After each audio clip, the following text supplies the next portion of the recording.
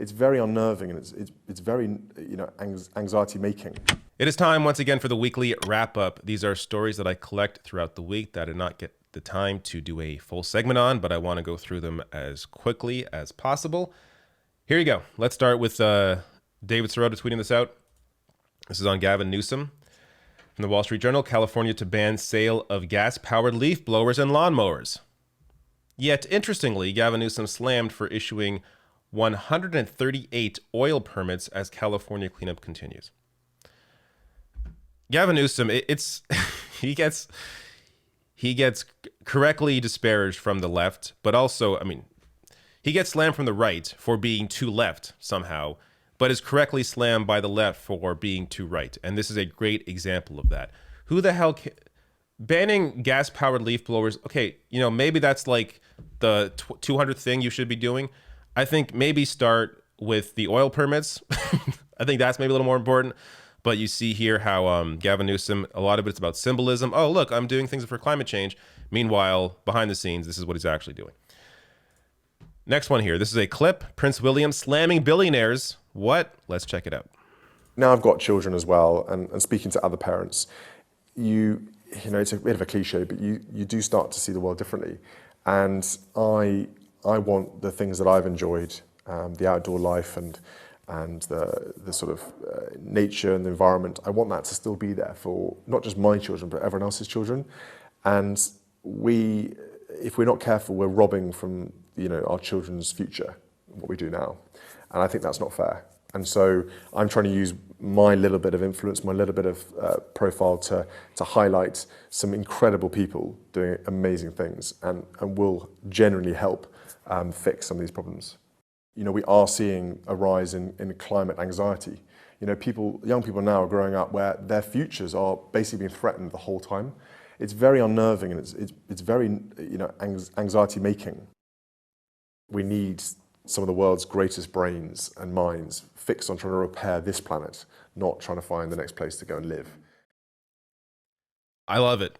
It's the kindest way to slam billionaires as possible, but still, he's calling them out for focusing on the space race and not focusing enough on fixing the planet. I think it's great to see that. It's important to have people in positions of power like this call out their fellow people in power, and let's hope he does a little more of that, and maybe even a little more forcefully next time. Next story, Bernie Sanders wrote an op-ed for Fox News. This was incredible to see.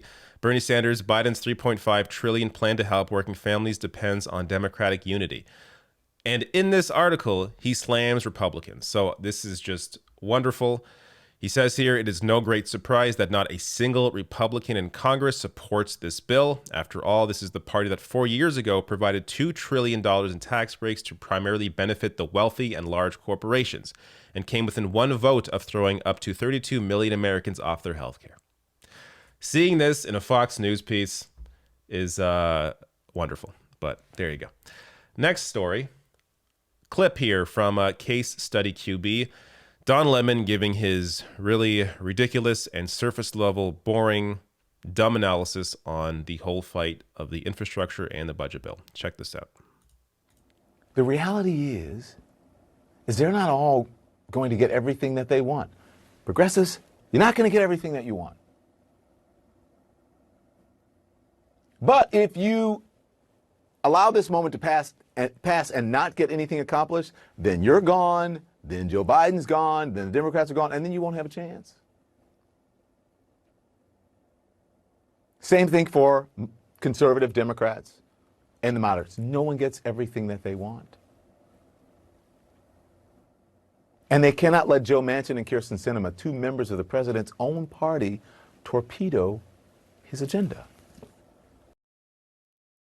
All right, it's the issue with this analysis. There's a lot, but the idea of getting something passed for the sake of getting something passed is just it's so dumb.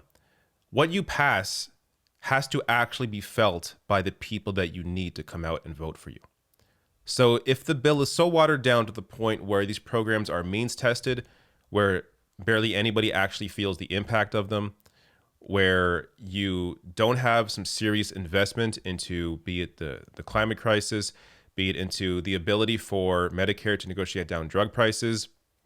People don't see their prescription drug prices lowered to the point where other countries are what they're paying in prescription drugs. Like, for example, in Canada, insulin is 1/10 the cost compared to the US because we negotiate our drug prices like every other country does.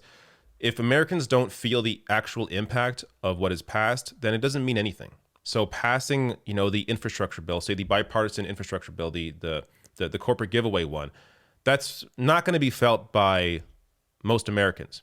And in fact, in some ways, it may actually hurt them when it comes to potentially privatized roads. So just passing for the sake of passing is stupid. But also, the idea of putting this on mostly progressives, when you have the vast majority, I mean, he mentions there at the end, it's two people that are blocking this. So you have the vast majority of the Democratic caucus backing the spending bill. Then you have Manchin and Sinema, the ones trying to cut it down.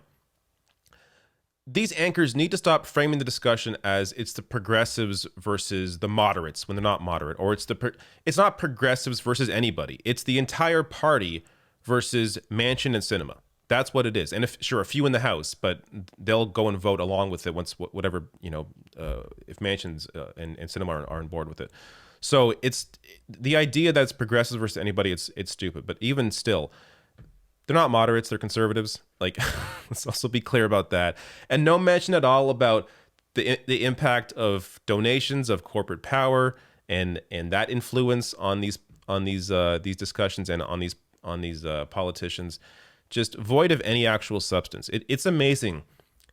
This guy makes millions, and it's not just him, of course. The vast majority of these anchors on these networks, they make millions, and their analysis is so superficial, so surface level that it's amazing to see that they are able to have these full careers just being yes men for their corporate overlords. All right, couple last ones here, or actually last one here. Amazon and Google workers are joining together to protest. So this from Empower Change. Breaking, nearly 500 Amazon and Google workers just joined forces to demand both companies cut their contract to provide cloud services to Israel's apartheid government and military. So this is fantastic to see. Of course, you're seeing strikes for other reasons, for wages and better conditions in other companies going on this week, like John Deere. But this is for a different reason, to try and get their company, they're joining together to try and push their company to cut these contracts. And there's a lot more on that in this piece in The Guardian. We are Google and Amazon workers. We condemn Project Nimbus. So if you want to read more, you can check that out. But there you go. This was the weekly wrap-up.